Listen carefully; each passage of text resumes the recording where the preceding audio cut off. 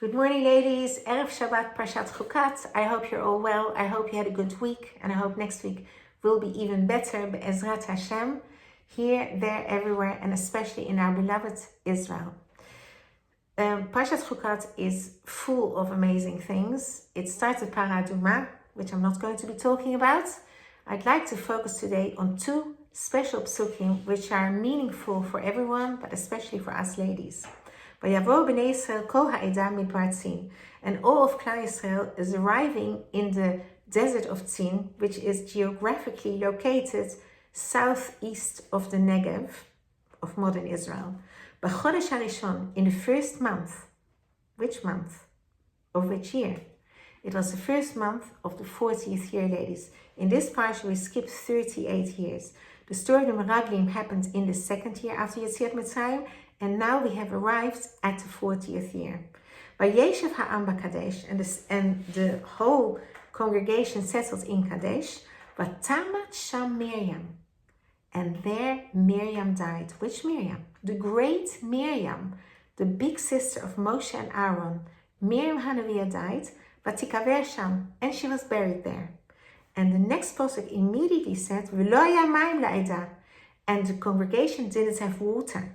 Vayikalu al Moshe v'al Aaron, and they congregated again against Moshe and Aaron with a very sorry consequence that Moshe and Aaron hit the rock, didn't speak to the rock, forfeited the right to be there, but that's another totally different aspect, which I haven't got time for today, but a very important aspect.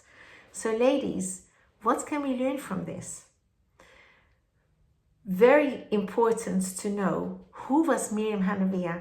Say Chazal, Klal Yisrael in the desert were surrounded by three daily incredible miracles. The first one was the man, their daily bread, which was an izachut for Moshe Rabbeinu. The second was the Ananei HaKavod, which were the clouds of glory which protected them for 40 years, which was an izachut of Aaron. And then there was a moving well of water, which was enough water to quench the thirst of millions of people, plus their flocks, ladies.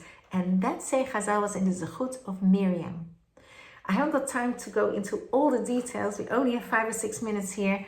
But how do we know who Miriam really was? Well, we meet Miriam Hanaviah the first time, according to Chazal, when she was the assistant midwife with her mother Yocheved, the very courageous women who defied the decree of Pharaoh and let the little boys live. They did not kill the little boys, as Pharaoh told them, at risk of their own life.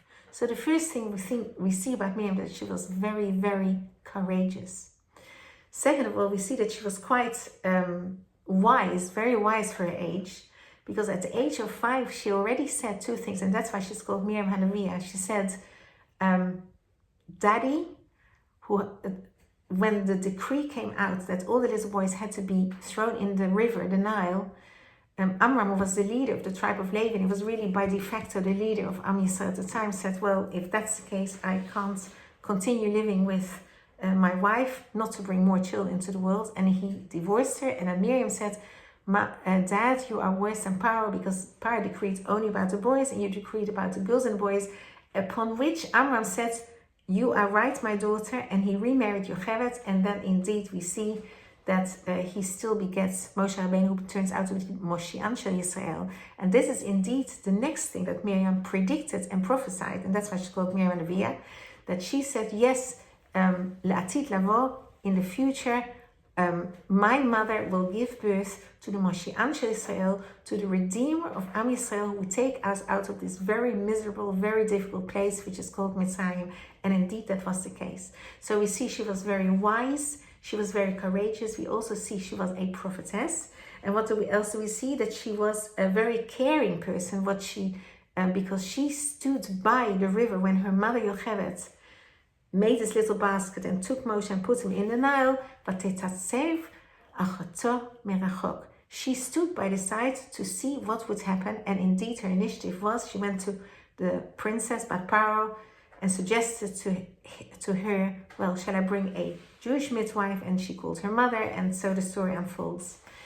And later on in the Chumash, we also see that Vatikach Miriam Hanaviah et Tatov B'Yadav, after the Yam Suf, she takes her pre-prepared musical instruments And Chazal say this was because the women, and not only her, but all the women also had musical instruments, because they were Gedolei ha'emunah. They had very great emunah that at one point they would want to sing praises to HaKadosh Baruch in the Midbar, and that is exactly what Miriam did. She was the leader, and all the women followed her. And in fact, it is written in Zohar, I don't have time enough to say all this, that Miriam was sort of a female rebbe, a real rebbetzin, and on Leilei Shabat v'yamim tovim, she used to gather around her the women, and she used to teach them and inspire them with emunah and Torah, and tell them how privileged they were to be part of the Am Hashem, to be the mothers of the next generation. And now we come to our two psukim, and why is this very relevant? Two things, ladies. The fact that these two psukim are juxtapositions is for us to realize that the be'er, the water, was in the zchus of Miriam, and when she died, it was suddenly not there anymore. So the first thing we learn is that very often in our life we take people for granted, and we do not know that the blessings in our lives are due to other people, and how incredibly important it is, ladies, and this is the second point, to express that while they are alive. Because the fact that it says Miriam died and she was buried there, and it does not say Vayivku kol bnei Yisrael, and all of Am Yisrael mourned for her and cried for her, and then immediately they don't have water.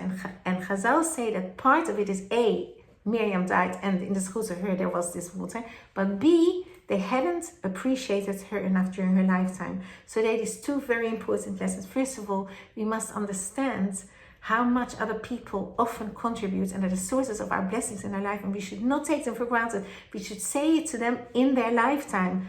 Oh, mom, thank you so much. Oh, husband, thank you so much. Children, family, friends, please, thank you so much. You are a source of joy in my life for this and this reason. That's the first thing. But the second thing is what we need to do is, when a person passes away, it is very important to feel the loss, to acknowledge how much they meant to us in our lifetime, and actually speak about it and even cry. Chazal say that the tears and the speeches and the feelings of loss contribute to the Ilu Neshama for those who are dearly departed in the Olam HaEmet.